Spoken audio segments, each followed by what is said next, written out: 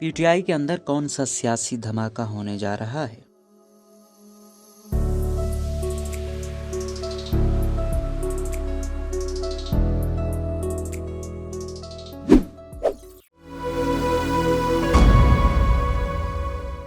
معروف anchor person اور تجزیہ کار سلیم صافی نے کہا ہے کہ فوجی اسٹیبلشمنٹ کے منت ترلوں اور بلیک میلنگ سے مطلوبہ نتیجہ نہ ملنے کے بعد اب عمران خان کے پاؤں کسی حد تک زمین پر آ گئے ہیں۔ ان کی پارٹی میں اندرون خانہ پھوٹ پڑ گئی اور جلد ایک بڑا سیاسی دھماکہ ہونے والا ہے۔ ایسے میں حکمران اتحاد کے پاس ایک راستہ یہ ہے کہ عمران کو کمزور دیکھ کر حصہ برابر کرنا شروع کر دے، اور دوسرا راستہ یہ ہے کہ بڑے پن کا مظاہرہ کر کے انہیں مذاکرات کی دعوت دے۔ ان کا کہنا ہے کہ عمران ابھی تک مذاکرات سے اس لیے انکار کرتے رہے کہ ایک تو انہوں نے اسٹیبلشمنٹ اور عدلیہ سے کسی واردات کی امید لگا رکھی تھی، اور دوسرا وہ سمجھتے ہیں کہ انہوں نے جو کچھ کیا ہے اور کر رہے ہیں اس کی وجہ سے شاید حکومت ان سے بات بھی نہیں کرے گی، اس لیے انہوں نے یہ رٹ لگا رکھی کہ میں مذاکرات نہیں کروں گا، لیکن حقیقت میں ان کی 2 رکنی ٹیم حکومت کی 2 رکنی ٹیم سے خفیہ مذاکرات کا ایک راؤنڈ کر چکی ہے۔ عمران خود بھی تسلیم کر چکے ہیں کہ ان کی حکومت کے ساتھ بیک ڈور مذاکرات جاری ہیں۔ اپنی تازہ سیاسی تجزیے میں سلیم صافی کہتے ہیں کہ بظاہر تو وفاقی حکومت اور عمران خان کا بیٹھنا اور مشترکہ نکات پر متفق ہونا بہت مشکل نظر آتا ہے، لیکن اگر ایک اور حوالے سے دیکھا جائے تو دونوں فریقوں میں اب کوئی بڑا فرق نہیں رہا۔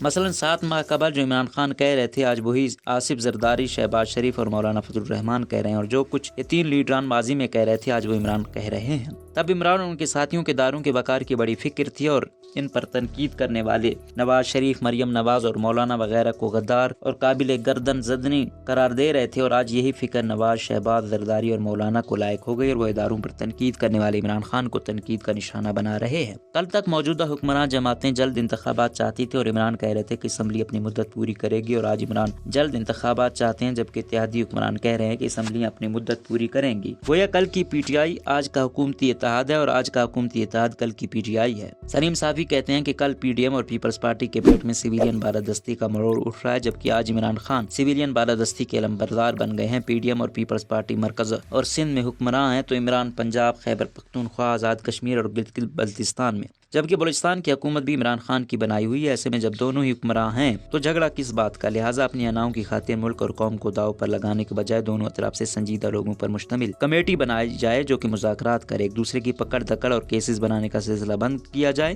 عمران خان اسلام آباد پر یہ الغار کی کال واپس لیں اور باہمی اتفاق کی رائے سے آزادانہ الیکشن کے انعقاد کی طرف بڑھا جائے۔ سلیم صافی کہتے ہیں کہ بلا شبہ عمران خان نے اپنے دور اقتدار میں اپوزیشن رہنماؤں کے ساتھ نہ صرف بدترین انتقامی رویہ اپنائے رکھا بلکہ ان کی تذییق اور توہین بھی کرتے رہے، یہاں تک کہ ایک دن جنرل قمر جاوید باجوہ سے فرمائش کی کہ وہ ساری اپوزیشنوں کو ان کے لیے جیل میں بند کر دیں، اور جب انہوں نے ایسا کرنے سے معذرت کی تو ناراض ہو گئے۔ عمران خان کی حکومت کو لانے اور چلانے کے لیے عدلیہ، میڈیا، احتساب اور الیکشن کمیشن کے ساتھ جو کھلواڑ کیا گیا بلکہ انسانیت کی جو تذلیل ہوتی رہی، اسے کوئی اور بھلانا چاہے تو بھلا سکتا ہے، لیکن میں کبھی نہیں بھلا سکتا، کیونکہ میڈیا پرسنز میں جو غریب صحافی سب سے زیادہ عمران خان کے ذہن پہ سوار تھا اور سوار ہے وہ یہ عاجز ہی ہے۔ جتنی گالیاں مجھے، میرے خاندان اور میری ماں کو دی گئیں اتنی شاید نواز شریف اور مریم نواز کو بھی نہیں دی گئیں، لیکن سوال یہ ہے کہ اس پولرائزڈ معاشرے کو جوڑنا ہے یا پھر مزید تقسیم کرنا ہے؟ اگر تو ملک اور قوم کی فکر کرنی ہے تو پھر کم از کم حکمراں جماعتوں اور مقتدر قوتوں کو انتقام کی نفسیات سے اپنے آپ کو نکالنا ہوگا۔ سلیم صافی کہتے ہیں کہ اس میں دو رائے نہیں کہ کسی کو بھی قانون ہاتھ میں لینے کی اجازت نہیں ہونی چاہیے، بلا شبہ دھونس یا دھمکی کے ذریعے کسی کو ریاست یا حکومت سے بات منوانے کی اجازت نہیں ہونی چاہیے، لیکن ضد کے جواب میں ضد، گالی کے جواب میں گالی اور انتقام کے جواب میں انتقام بڑے دل والے حقیقی لیڈروں کا شیبہ نہیں۔ میرا عمران خان کے ساتھ امتیازی سلوک تب تک کا تھا جب تک وہ طاقتور تھے، مقتدر قوتیں ان کی پشت پر تھیں اور لوگوں نے دوسرے لیڈروں کی طرح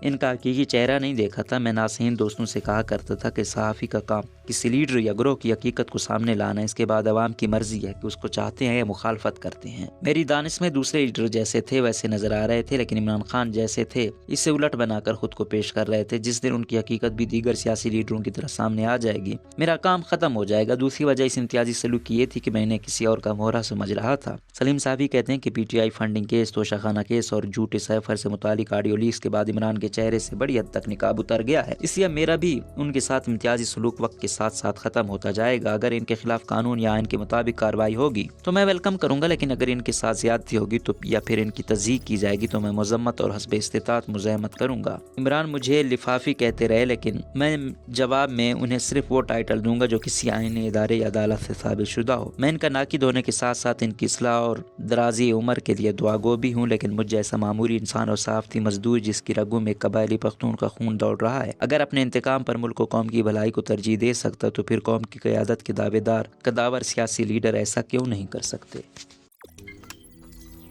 روزنامہ قدرت کی ویڈیو دیکھنے کے لیے ابھی یوٹیوب چینل پر سبسکرائب کریں اور بیل آئیکن پر بھی کلک کریں۔